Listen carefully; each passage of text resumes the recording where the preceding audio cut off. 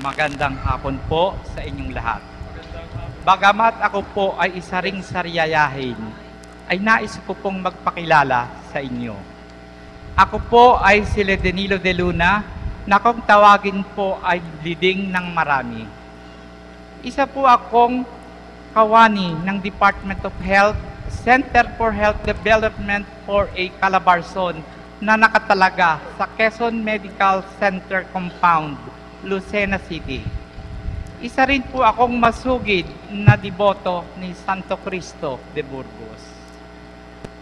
Nais ko pong ibahagi sa inyo ang isang pangyayaring naganap sa akin nang manganib po ang aking buhay 4 na taon na po ang nakararaan. Kasalukuyan po akong nasa aming tanggapan nang bigla po akong nahilo at matumba, kasabay po ang pagsusuka at pangingimi ng buong katawan.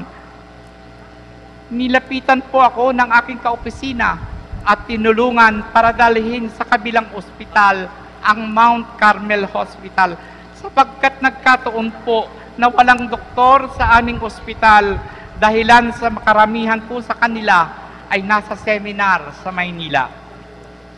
Sa Mount Carmel Hospital po ay tiningnan ako ng doktor at nalamang tumaas po ang aking blood sugar na humigit kumulang po ay 520 milligrams at ang presyon ko po ay umabot hanggang sa 220/120.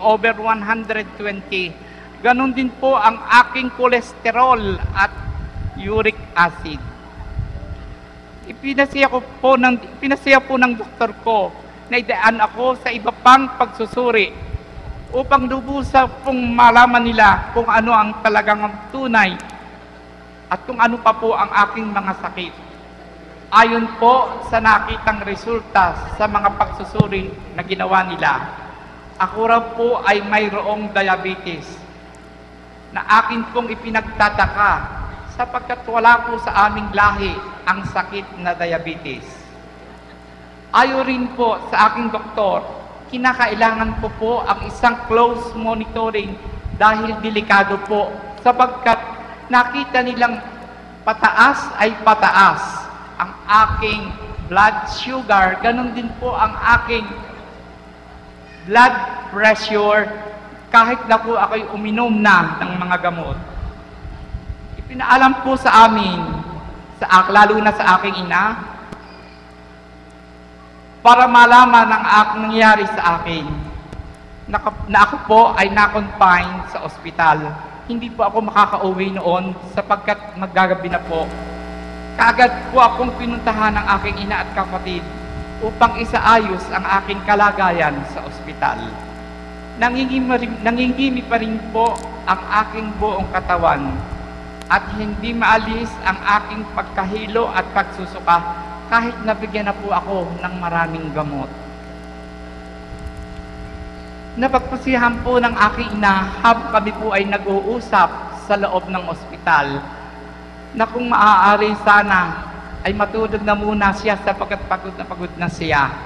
Kaya't ang ginawa po niya ay umidlip siya sa tabi ng aking kama habang ako'y hindi po naman makatulog at nag-iisip po ako sa nangyari sa akin. Ay akin pong napag-isipan na ihagod ko ang larawan ng ating mahal na Senyor Santo Cristo de Burgos sa tapat ng aking puso hanggang sa makarating sa aking sikmura at hanggang sa aking hita para man po kung sakasakali man ay ako ay gumaling na at maialis sa panganib. Pinagpawisan po ako ng malamig at halos iniisip ko pong mabuti ang nangyayari sa akin. Nang ako ay magising ng madaling araw na iyon, ang nurse pong on duty ay pumunta sa aming kwarto at sinabi po na ang aking blood pressure ay hindi pa bumababa. Pero ang aking pong blood sugar ay dahan-dahan nang bumababa. Narinig ko po ito at ako'y medyo natuwa na kahit papaano ay may bumaba rin po naman sa mga eksaminasyong ginawa. Kaya't ang ginawa ko po noon, ay taimtim pa rin po akong nagdasal, humingi ng awa sa ating Panginoon na kung maaari sana ay bigyan pa rin po ako ng buhay. Sapagkat kung tutuusin po ay nasa 54 years old pa lamang po ako at marami po akong magagawa para sa aking pamilya. Nang sumunod na mga araw, nabigla po ang doktor nang makita niya na tuluyan ang bumaba ang blood pressure ko, ganun din po ang aking blood sugar. At napagpasihan po ni Dr. Oliveros na alisin na ako, i-discharge sa ospital sapagkat kayang-kaya ko na raw po ito na walang iniinom na gamot. Sapagkat tuwi po akong iinom ng gamot na iyon, ay lalo pong bumababa sa normal ang aking blood pressure at ang aking blood sugar. So noon po, talaga pong ako po ay kinapitan ng nervyos at hindi ko po malaman ang aking gagawin. Hindi ko po ipinahahalata sa aking magulang sapagkat ayaw ko rin po silang mag-isip. Sa ngayon po, sa tulong ng ating mahal na poong Santo Cristo de Burgos, ako ay lumabas na sa ospital nang walang naging kapansanan ang katawan at nagbalik ang aking lakas. Mula noon hanggang ngayon ay hindi pa po tumataas muli ang aking blood pressure. Ganon din po ang aking blood sugar level. At na-maintain ko po ito ng tuluyan na walang iniinom ng ano pa mang gamot.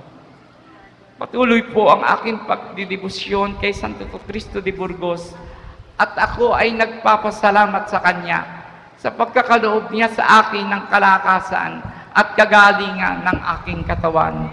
Purihin ang Santo Cristo de Burgos. Maraming salamat po.